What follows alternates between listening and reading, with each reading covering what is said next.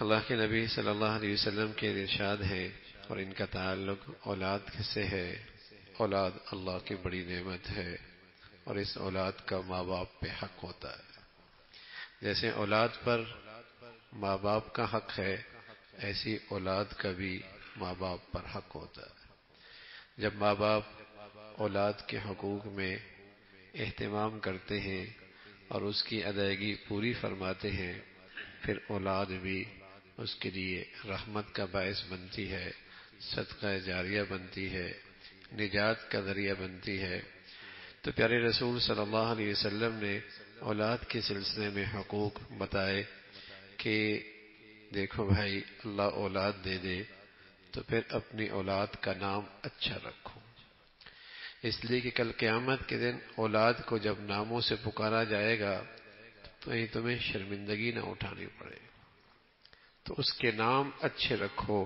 قیامت کے دن تمہیں تمہارے ناموں سے پکارا جائے گا اور تمہارے والدین کے ناموں سے پکارا جائے گا، اور تم اپنے نام اچھے رکھو۔ فَأَحْسِنُوا أَسْمَاءَكُمْ، سب سے بڑھیا نام وہ ہوتے ہیں جن ناموں کی نسبت اللہ کی صفات کے ساتھ، اللہ کی صفات کے ساتھ، عبداللہ، عبد الرحمن، اللہ کی صفات ہے۔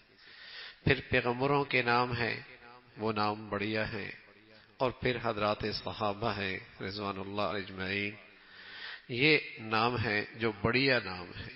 اور پھر اللہ کے نیک بندوں کے تابعین، تبع تابعین، اولیاء اللہ، ان کے نام ہیں۔ پھر اس کے بعد ناموں کی جو ترتیب آتی ہے، پھر وہ نام رکھا جائے جس کا معنی اچھا ہو، جس کا مفہوم اچھا ہو۔ لیکن اس کا درجہ چوتھے پانچویں درجے پہ آتا ہے۔ سب سے بڑھیا نام اللہ کے صفات کے ساتھ نام ہو، حضرات انبیاء علیہ الصلوۃ والسلام کے ساتھ نام ہو۔ اللہ کے نبی صلی اللہ علیہ وسلم نے اپنے بچوں کے نام رکھے، عبداللہ رکھا، ابراہیم رکھا، طیب رکھا، تو یہ پیارے پیارے نام رکھے۔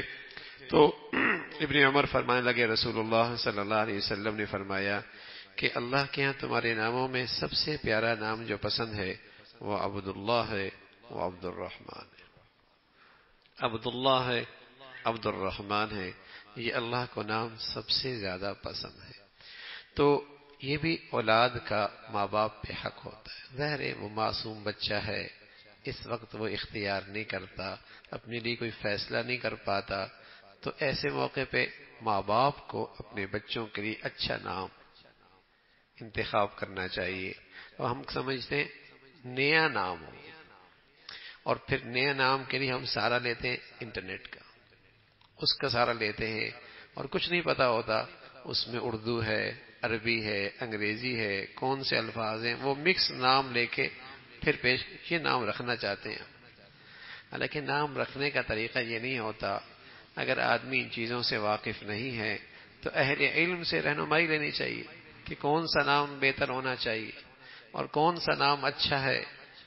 صحابہ میں بڑا اہتمام ہوا کرتا تھا کہ بچے کی پیدائش سے پہلے ایک تو اس بچے کی خوراک جو پہلے ہوتی تھی، کوشش کرتے تھے کسی اچھے آدمی کی لعاب اس پہ لگ جائے، اور جب انہیں پتہ ہوتا کہ اللہ کے نبی صلی اللہ علیہ وسلم کا سفر ہے تو پہلے سے کھجور چبوا لیا کرتے تھے تاکہ بچے کے منہ میں جو سب سے پہلی چیز جائے وہ کسی نیک آدمی کی لعاب جائے اور کسی نیک آدمی کی خوراک جائے، یہ اہتمام ہوتا تھا۔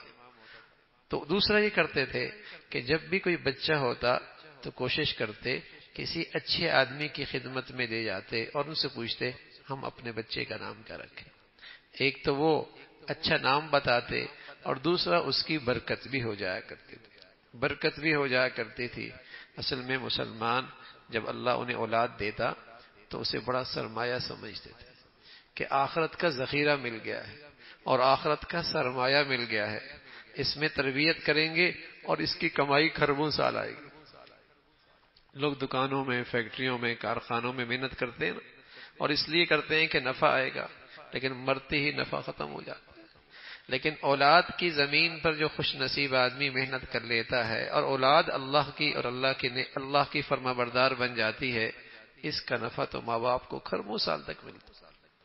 خربوں سال تک ملتا ہے، تو اس کا اہتمام ہوتا تھا کہ اولاد کے لیے جو ذمہ داریاں ہیں وہ احسن طریقے سے پوری ہوں۔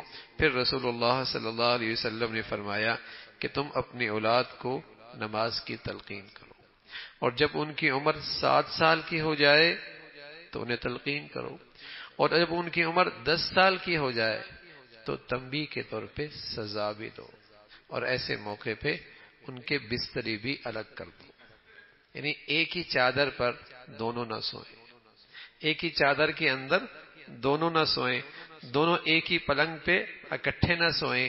فرمایا رسول اللہ صلی اللہ علیہ وسلم نے فرمایا کہ جب بچے کی عمر 7 سال کی ہو جائے، ظاہر ہے وہ اپنے شعور کو پہنچتا ہے، سمجھداری آ جاتی ہے، اس وقت اسے خدا پرستی کے راستے پہ ڈال دینا چاہیے۔